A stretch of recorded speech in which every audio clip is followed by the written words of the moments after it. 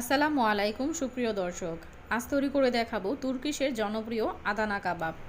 আপনার ইফতার টেবিলে রাখতে পারেন তুর্কিশের এই জনপ্রিয় আদানা কাবাব। রমজানে কিন্তু আমরা ইফতারির সময় অনেক রকমের ভাজা পোড়া খেয়ে থাকি, তো আপনারা চাইলেই কিন্তু আপনাদের ইফতার টেবিলে এই মজাদার কাবাবটি রাখতে পারেন। তো কাবাবটি আমি কিভাবে তৈরি করে নিয়েছি চলুন তাহলে আপনাদের সাথে শেয়ার করি। আমি এখানে 300 গ্রাম গরুর মাংসের কিমা নিয়েছি, হাড় চর্বি ছাড়া। আপনারা চেষ্টা করবেন চর্বি সহ নেওয়ার জন্য। এখানে আমি নিয়ে নিচ্ছি ক্যাপসিকাম, সবুজ ক্যাপসিকাম, লাল ক্যাপসিকাম এবং একটি পেঁয়াজ। আমি খুব ভালো করে চপারে চপ করে নিয়েছি, দেখতে পাচ্ছেন। এবং চপ করে নেওয়ার ফলে কিন্তু দেখতে পাচ্ছেন প্রচুর পরিমাণে পানি বের হয়েছে। তো এই পানিটা সহ কিন্তু দেয়া যাবে না। তো আমি এভাবে হাতের মুঠোয় নিয়ে খুব ভালো করে চেপে চেপে পানিটাকে ঝরিয়ে নিচ্ছি।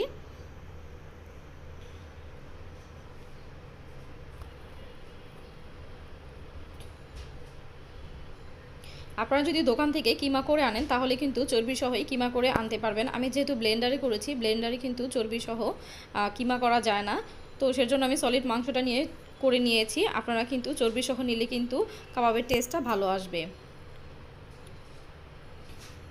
তো ক্যাপসিকামগুলো আমার দিয়ে দেওয়া হয়ে গিয়েছে। এখন এর মধ্যে আমি দিয়ে দিব ধনিয়া পাতা কুচি,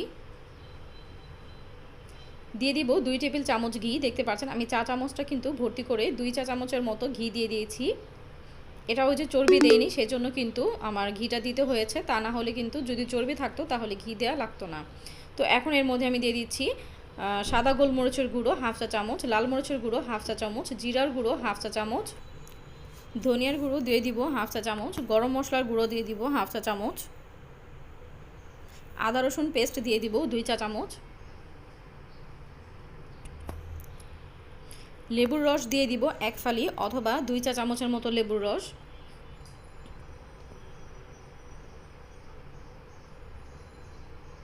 দিয়ে দিচ্ছি পরিমাণ মতো লবণ বা হাফ চা চামচ লবণ। এবার সমস্ত উপকরণগুলো একসাথে খুব ভালো করে মিক্স করে নেব।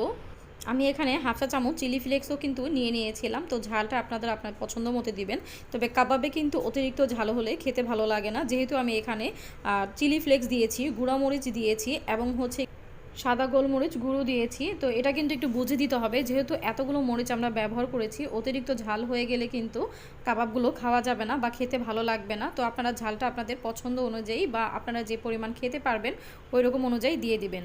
তো সবগুলো একসাথে কিন্তু খুব ভালো করে আমি মেখে নিয়েছিলাম, দেখতে পাচ্ছেন। এবং মাখানো হয়ে গেলে যখন হাত দিয়ে দলা পাকিয়ে নিবেন, দেখবেন এরকম দলা পেকে থাকে, ভেঙে যায় না, তখন বুঝতে হবে যে পারফেক্ট হয়েছে। তো আমি 10 মিনিট একটা সাইডে রেখে দিয়েছিলাম এবং এইখানে আমি দেখতে পাচ্ছেন শাসলিক কাঠিগুলো নিয়ে নিয়েছি এবং আমি 4টা করে কাঠি এভাবে সুতোয় বেঁধে নিয়েছি। যেহেতু আমার বাসায় কাবাব তৈরি করার জন্য স্টিলের শিক থাকে, সেই শিকগুলো নেই। আপনারা চাইলে আমার মতো এভাবে তৈরি করে নিতে পারেন, আবার ফয়েল পেপার দিয়ে কিন্তু পেঁচিয়েও নিতে পারেন। তো আমার যেভাবে সুবিধা হয়েছে আমি সেইভাবেই করে নিয়েছি। 10 মিনিট পর কিন্তু আমি আবারও খুব ভালো করে মেখে নিচ্ছি এবং হাতের মধ্যে দেখতে পাচ্ছেন আমি কিভাবে নিয়ে নিচ্ছি। এবার আমরা এই শাসলিকের কাঠির মধ্যে কাবাবগুলোকে সেট করে দিব। এই পর্যায়ে আপনাদের হাতে যদি কাবাবের মাংসগুলো হাতে লেগে যায় তাহলে হাতটা হালকা করে পানিতে ভিজিয়ে নেবেন। আমি যেহেতু এখানে ঘি ব্যবহার করেছিলাম, একটু তৈলাক্ত ভাব আছে, সেজন্য কিন্তু আমারটা হাতে লাগছে না। আপনারা যদি ঘি দিয়ে করেন বা তেল দিয়ে বা বাটার দিয়ে যা দিয়েই করেন তাহলে কিন্তু হাতে লাগবে না।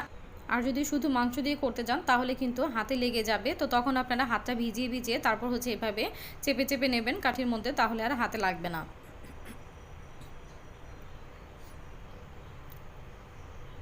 তো দেখতে পাচ্ছেন কাবাবগুলো কিন্তু খুব ভালো করে কাঠির মধ্যে গাঁথা হয়ে গিয়েছে। তো এভাবেই কিন্তু আমি সবগুলো করে নিব। তো চুলায় ফ্রাই প্যান বসিয়ে দিয়েছি এবং এর মধ্যে সামান্য পরিমাণে কিছুটা তেল দিয়ে নিচ্ছি। একটি ব্রাশের সাহায্যে তেলগুলো চারিদিকে ছড়িয়ে দিচ্ছি। এবার কাবাবগুলো দিয়ে দিব। তেলটা কিন্তু অতিরিক্ত গরম হওয়া যাবে না এবং এই পর্যায়ে কিন্তু চুলার আঁচটাকে কমিয়ে দিতে হবে।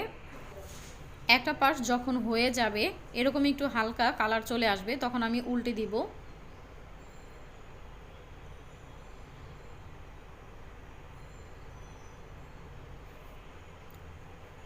এবং নিচ থেকে উপরে এভাবে ব্রাশ দিয়ে তেল দিয়ে দিব যেন উপরটা ড্রাই না হয়ে যায়।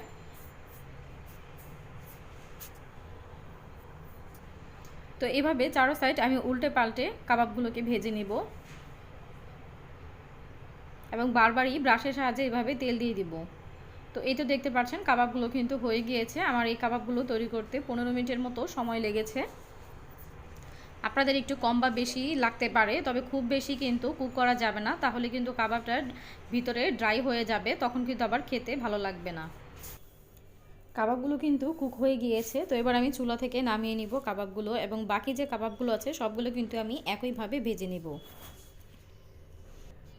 আপনারা কিন্তু অবশ্যই এই রমজানে ইফতার টেবিলে কিন্তু এরকম একটি কাবাব রাখবেন। একদিন যদি কাবাবটা বানিয়ে না খান তাহলে কিন্তু বুঝতেই পারবেন না কাবাবটা যে এত মজার ছিল। তো এই তো দেখতে পাচ্ছেন আমার কাবাবগুলো কিন্তু সবগুলো তৈরি করা হয়ে গেছে, এবং কাবাবগুলো দেখতে কিন্তু মাশাআল্লাহ খুব সুন্দর হয়েছে, এবং এটা খেতেও কিন্তু আলহামদুলিল্লাহ অনেক বেশি মজার হয়েছিল। আপনারা অবশ্যই বাসায় কিন্তু ট্রাই করবেন। আমার ভিডিওটি যদি ভালো লেগে থাকে লাইক কমেন্ট শেয়ার করে দিবেন, এবং আমার চ্যানেলটিকে সাবস্ক্রাইব করে বেল আইকনটি বাজিয়ে দিবেন। আজ এ পর্যন্তই, আল্লাহ হাফেজ।